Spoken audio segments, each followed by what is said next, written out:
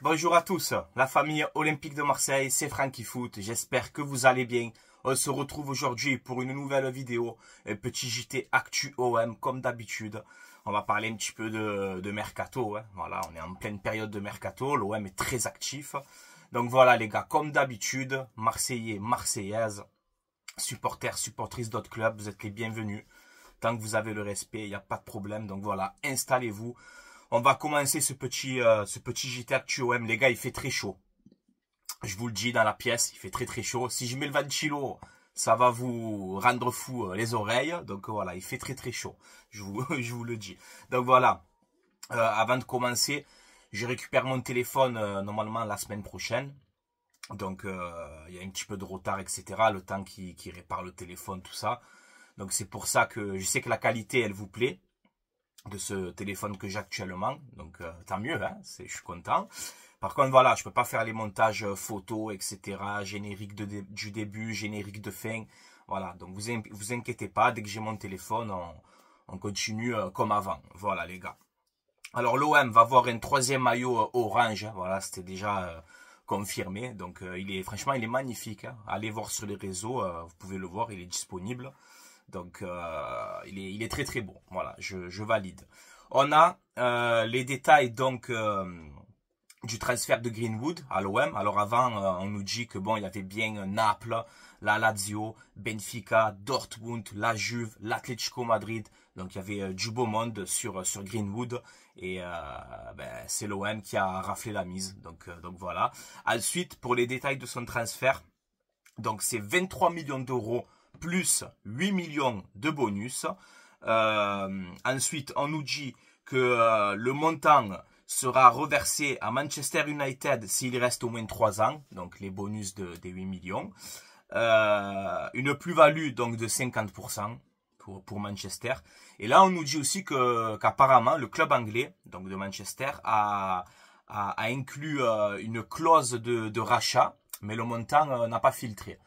Donc voilà, ok, Manchester, ils veulent se débarrasser de Greenwood, mais on voit que d'un côté, ils ne lâchent pas, quoi. Ils mettent des clauses de rachat, ils mettent des pourcentages à la revente, donc c'est qu'ils savent le potentiel de Mason Greenwood. Voilà, donc il a signé 5 ans à l'Olympique de Marseille, en espérant, comme c'est dit là en ce moment, qu'il fasse au moins 3 ans minimum et qu'il régale les supporters de l'OM. Voilà.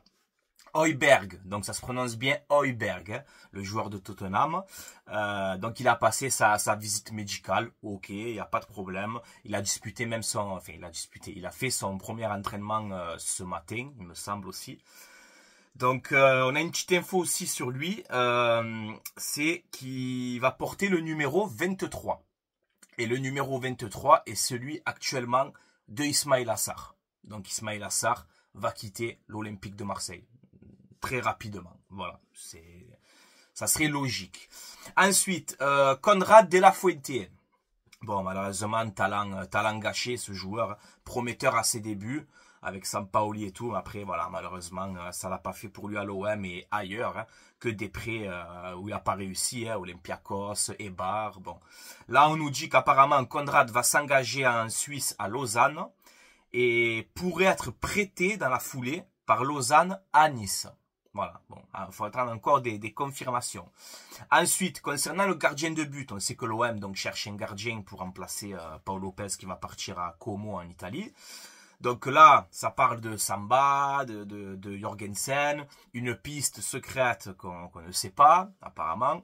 Et là, on peut voir que Chelsea, le club anglais de Chelsea, a fait une offre à Villarreal pour Jorgensen. Voilà, on sait que Villarreal réclame entre 20 millions d'euros, il me semble, pour ce gardien. Donc l'OM, là, dans le viseur, on négocie toujours.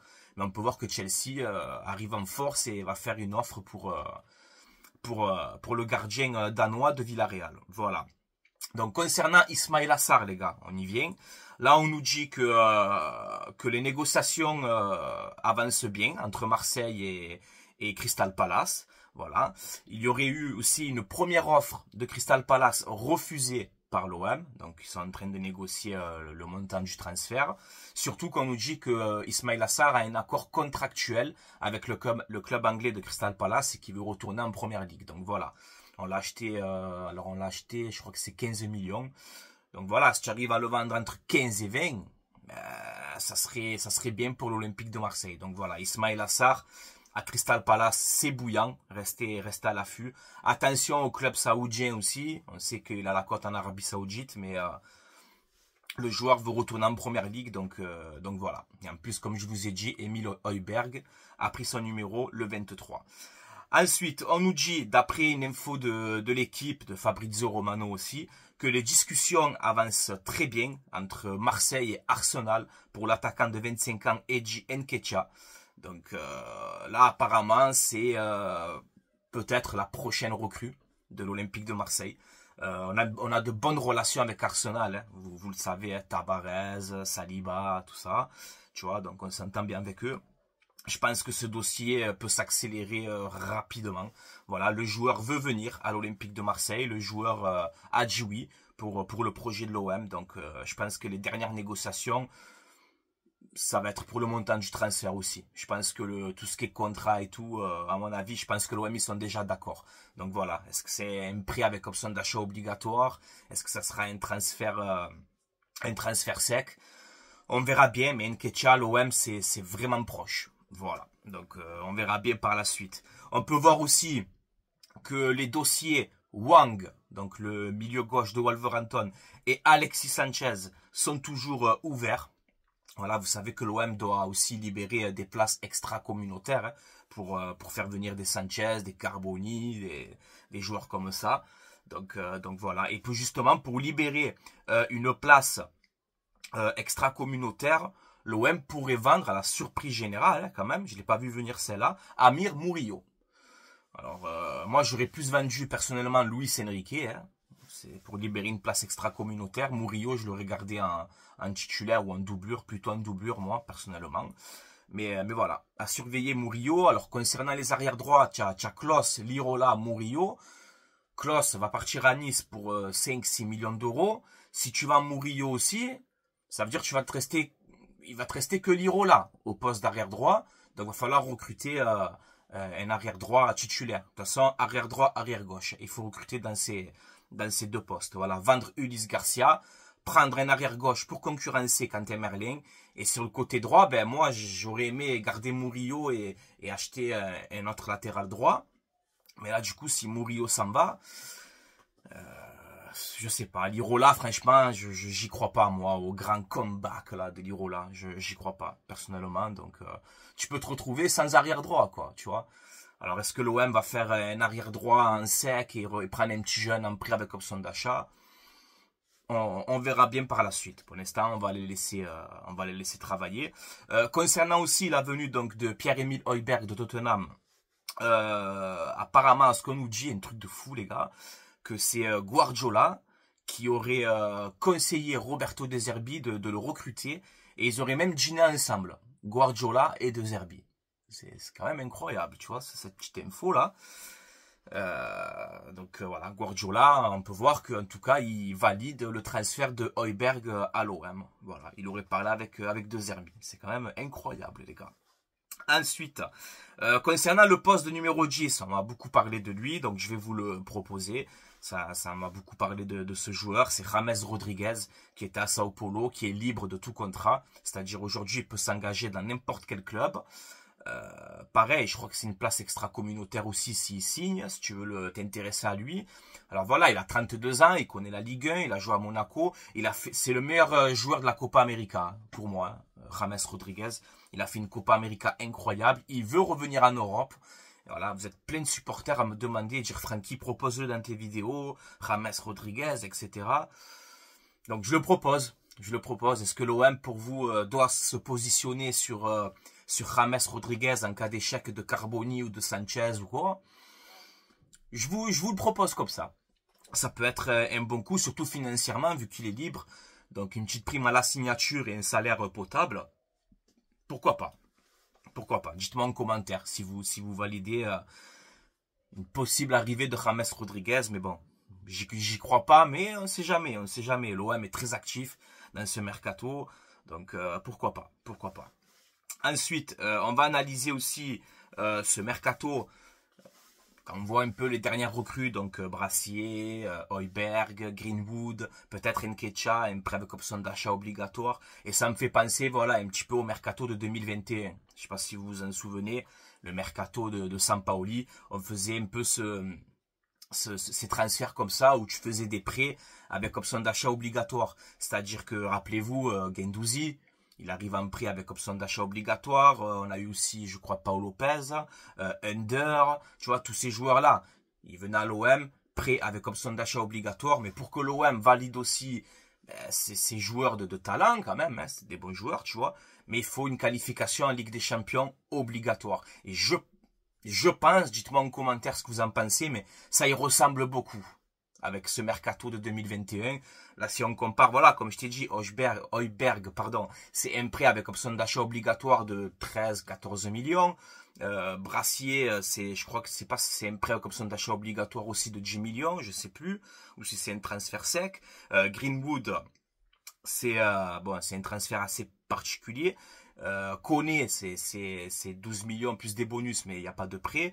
Peut-être que les futurs joueurs qui vont arriver, là, comme Nketiah, peut-être Wang de Wolverhampton, peut-être le futur gardien, je sais pas. Ça va être beaucoup de prêts avec option d'achat, ce qui te permet aussi de pas payer le transfert entièrement quand tu achètes le joueur. Tu peux le payer la saison prochaine. Longoria fonctionne beaucoup comme ça et c'est malin en vérité. Hein. Franchement, c'est pas... Ça peut être une bonne tactique, mais si on fait un mercato comme ça, comme je pense, il faut absolument se qualifier en Ligue des Champions. Voilà, tu sais que les 3 premiers, t'es qualifié direct, le 4e, t'es en barrage. Donc vraiment, la 4e place, ça serait la place limite. C'est 4e déjà minimum pour au moins passer le barrage de Ligue des Champions la saison prochaine. Mais le top, voilà, c'est de jouer les premiers rôles, de se qualifier pour cette Ligue des Champions. Et moi, vous le savez ma mentalité que je me tue à dire tout le temps. Moi, l'objectif, c'est de gagner des titres. Voilà. Et d'ailleurs, Longoria, c'est ce qu'il a dit par rapport au recrutement de Greenwood aussi. Voilà, ça a fuité un peu tout ça. Où Longoria, il te dit, Greenwood est venu à Marseille pour nous aider à gagner des titres. Donc voilà, j'aime bien. On change aussi de mentalité. C'est important. Quand tu fais venir un coach comme Roberto De Zerbi, avec je sais pas combien d'adjoints, on est plus de 30 personnes à travailler au quotidien. Quand tu as des mecs aussi comme Ravanelli, de retour au club, des Basile Boli, des Mehdi Benatia, des Longoria, des Rossi, des ce que tu veux. Quand tu vois le mercato qu'on est en train de faire en ce moment, quasiment que des joueurs de première ligue, c'est pour jouer les premiers rôles en Ligue 1. Donc, c'est-à-dire viser la victoire en Coupe de France et jouer le titre. Il faut avoir cette mentalité-là. Même qu'on sait que le Paris Saint-Germain, ils ont plus de moyens que nous, tout ce que tu veux, mais nous, on doit pas penser ni à Paris, ni à Lyon, ni à Monaco, on s'en fout. On doit penser à nous et se dire, voilà, l'objectif de cette saison, c'est d'aller le plus haut possible. Voilà. Et je pense que les dirigeants commencent à comprendre aussi qu'il faut cette mentalité-là, même pour tes futurs recrues. Tu vois, quand tu prends des Greenwood, des Højbjerg, peut-être des Nketiah ou quoi, tu leur dis, on est à Marseille pour gagner. On n'est pas, oui, on doit finir sur le podium, on le sait. On le sait, ça. Gagner la Coupe de France et finir sur le podium, c'est logique. C'est l'Olympique de Marseille, c'est normal. Mais nous, ce qu'on doit dire à partir de cette saison, avec ce nouveau projet, ce nouveau cycle, etc., on sait que l'OM, ça fait longtemps qu'on ne gagne pas de trophée, on est à Marseille pour gagner. On est là pour jouer le titre. Voilà. Si on finit deuxième en jouant le titre, on va être content. Si tu finis deuxième à 4-5 points de Paris, tu vas dire voilà, oui on finit deuxième, on est en Ligue des Champions, c'est bien, mais on a joué le titre jusqu'au bout. C'est ça qu'il faut à l'Olympique de Marseille. Et comme je t'ai dit, je pense que les dirigeants, ils l'ont compris. Voilà, il faut de l'ambition, garder l'ambition le plus haut possible. Voilà. Mais comme je t'ai dit, je pense que ça a changé aussi à l'Olympique de Marseille et qu'on pense comme ça, je l'espère en tout cas. Voilà. Ensuite, de quoi je voulais vous parler. Là aussi, alors bon, je vous le pose comme ça, on ne sait jamais, vu que l'OM met des 20-25 millions de partout, je me dis, pourquoi pas tenter. Ça va être dur, vous allez me prendre pour un fou encore une fois, mais moi je vous le dis, hein, j'ai peur de rien, tu vois, je te le dis. Pourquoi pas tenter un Paulo Dybala? Un Paulo Dybala de la Roma, il a un salaire, il touche pas mal un bon salaire quand même. Mais Paulo Dybala a une clause de rachat de 12 millions par un club étranger. C'est-à-dire, aujourd'hui, s'il y a un club de Serie A qui s'intéresse à Dybala, le joueur de la Roma, ben là, la Roma peuvent le vendre plus cher si c'est un club de Serie A. Mais si c'est un club anglais, un club français, un club espagnol, un club allemand, la clause de Dybala est de 12 millions. 12 millions et demi exactement. Tu vois? Donc on cherche un numéro 10 dans ce cas de 3-1. Si on voit que le dossier Carboni, ben, ça capote ou je sais pas. Ou Sanchez, ben, on a envie de prendre quelqu'un de plus jeune. Pourquoi pas tenter? Après, il n'y a pas de Coupe d'Europe, il n'y a rien. Mais regarde, il y a Højbjerg qui signe, Greenwood, des Nketiah d'Arsenal qui vont arriver. Donc voilà, il y a un vrai projet qui se met en place à l'OM. Dybala, il a, je crois, 29 ans ou 30 ans. 29 ou 30 ans, il est dans sa force de l'âge. Il a joué quasiment qu'en Serie A, tu vois. Ben, pourquoi pas aussi pour lui découvrir un nouveau championnat avec Roberto De Zerbi, un coach qui a déjà entraîné en Serie A, donc ça peut faciliter les choses. Et surtout, Mehdi Benassia a joué à la Juve avec Dybala. Ils se connaissent. Ils se connaissent les deux. Donc, pourquoi pas? Pourquoi pas? Je sais qu'on n'y croit pas. On est là, on dit, ouais, Francky, tu dis n'importe quoi et tout, mais ça peut être possible. Voilà, je sais pas. On verra bien. Ensuite, on a une info aussi donc concernant Alexis Sanchez. Donc ça parlait, bon, vous savez qu'à l'OM, quand il était à l'OM sous Tudor, il touchait quasiment 500 000 euros par mois, à peu près. Et là, l'info que j'ai vue ce matin, c'est que Alexis Sanchez, maintenant, réclame un salaire un peu à la baisse, comparé à ce qu'il avait à l'OM. Il réclame à peu près 3,5 millions l'année. Je te fais une petite comparaison. Aubameyang touchait 8 millions l'année. Donc, financièrement, là, oui, c'est vrai que ça peut être vraiment un bon plan pour l'Olympique de Marseille, Alexis Sanchez, parce que ça va. 3,5 millions, oui, ça reste un gros salaire, mais c'est pas le salaire qu'avait Aubameyang aussi. Donc, il y a moyen de faire quelque chose. Après, Alexis Sanchez, ça fait débat chez les supporters, hein, parce que voilà, nous, on aime Alexis Sanchez et on sait que voilà, qu'il est exemplaire, qu'il est professionnel, qu'il est performant sur le terrain, qu'il tire ses coéquipiers vers l'avant, vers la gagne avec son mental, son caractère, tu vois. Il s'est vite adapté au contexte marseillais. Donc moi, pour tout ça, pour toutes ces raisons-là, et surtout s'il accepte de baisser un peu son salaire qu'il réclamait de base, oui, pour tout ça, c'est un bon coup pour l'Olympique de Marseille. Mais ensuite, ce qui me dérange, c'est que Sanchez, tu vas le garder 1 an. Et si on a un projet, ben, comme on a dit, avec Roberto De Zerbi sur 3 ans, un projet comme ça, ben, pour moi, Alexis Sanchez, donc, il rentre pas dans ce nouveau projet-là. C'est mieux de prendre un jeune à fort potentiel et essayer de le faire exploser chez nous, ou prendre un Dybala qui a la trentaine d'années, ou je sais pas, n'importe qui en numéro 10, tu vois. Je sais pas. Mais après, voilà, je t'ai dit, si demain, tu me dis Alexis Sanchez, il signe avec le salaire comme ça qu'on voit aujourd'hui, un peu à la baisse et tout, je serais content quand même, les gars. Voilà, c'est Alexis Sanchez quand même qu'il a 35 ans, c'est pas grave, tu vois. Je peux le prendre 1 an, tu vois. Mais j'aimerais, si on fait Alexis Sanchez, j'aimerais que l'OM, après je travaille pas au club et tu vois, y a pas de problème.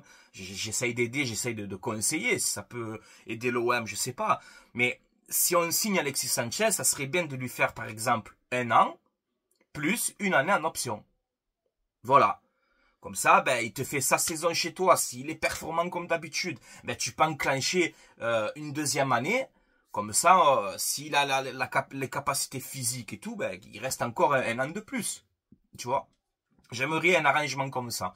Voilà, je sais pas, tu peux faire par exemple, tu le signes 1 an et tu lui mets 1 année en plus si on est qualifié en Ligue des Champions. Tu vois, essayer de faire un petit truc comme ça. Parce qu'imaginez, on signe Sanchez 1 an, il fait une saison plus que correcte et il s'en va alors qu'il a les capacités physiques de rester une 2e année. Ben, il faudrait anticiper ça si c'est possible. Voilà, moi c'est ce que je tenterai personnellement si Alexis Sanchez vient à l'Olympique de Marseille. Voilà.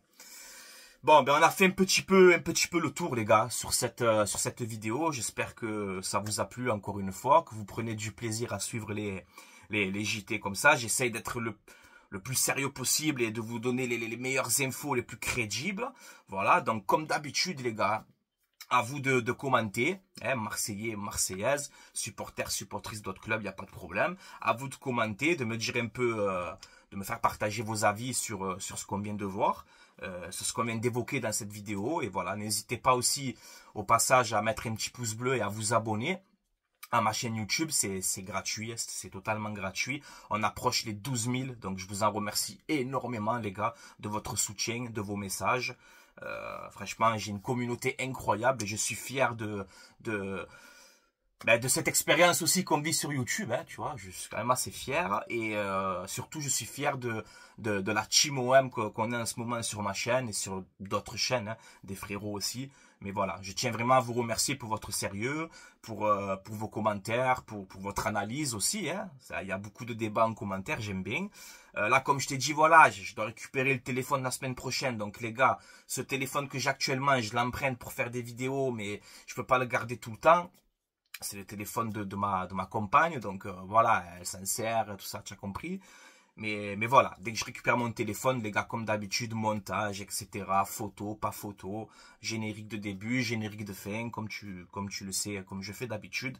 Mais voilà, les gars, je reste là, je reste présent, même si je galère un peu en ce moment, mais vous inquiétez pas, ça va s'arranger. Il est en réparation, j'espère qu'il va faire vite le réparateur, là, tu vois. Mais voilà, les gars, vous inquiétez pas, je suis là, présent, je suis les actus, je suis là. Voilà, vous inquiétez pas. Allez, je vous laisse là, supporters marseillais, supportrices marseillaises, portez-vous bien, passez une excellente journée ou une excellente soirée. Faites attention, la chaleur, les gars, buvez de l'eau, attention le soleil, tu vois. Si tu vas aller à la piscine ou à la plage, tu vas vers 4-5 heures de l'après-midi, ne va pas à 2 heures où tu as le soleil qui te tape sur la tête. Faut faire attention, tu vois. Moi, je crains beaucoup la chaleur, hein, je vous le dis. Je crains énormément. Voilà. Bon, c'était un petit truc comme ça. Les gars, portez-vous bien. Et on se dit à très bientôt pour une prochaine vidéo. Restez à l'affût. Je vous le dis. Demain, n'oubliez pas. Attends, j'allais oublier quand. Demain, n'oubliez pas OM Pau. Deuxième match de préparation de l'OM. C'est à 18 h sur la chaîne Twitch de l'Olympique de Marseille. Et pour ceux qui n'ont pas Twitch, ben, allez voir le frérot Raf Football. Il va faire le live, il va commenter le match aussi. On passe des bons moments aussi chez Raf. Pour les commentaires des matchs et tout, donc voilà. Demain, n'oubliez pas le match de préparation, et franchement, voilà, on perd, on gagne, la vérité, je m'en fous. Moi, c'est la tactique, les joueurs, comme les comportements des joueurs sur le terrain, moi, c'est ça que je regarde, le score, franchement. Après, voilà, qu'on perd pas 4-0 non plus. Et demain, on joue contre Toulon, c'est pas Pau, excusez-moi, OM Toulon. Club rival, hein, club rival, les gars. Mais voilà, qu'on perd, qu'on gagne, en vrai, bon, voilà. Qu'on perd pas 4-0 non plus, tu vois. Mais voilà. Moi, comme je t'ai dit, les matchs de préparation, je vais juger à partir de Sunderland et Augsbourg, les deux derniers. Là, je commencerai un peu à prendre au sérieux. Mais là, franchement, Toulon, Pau, tout ça, franchement, voilà. Ça me fait ni chaud ni froid. Mais on est content de retrouver l'OM. Et voilà, les gars. Allez, je vous laisse là. Portez-vous bien. Allez, l'OM, les gars. À la vie, à la mort, comme d'habitude. Et passez une excellente journée ou une excellente soirée. Ciao, ciao, la famille OM. Portez-vous bien.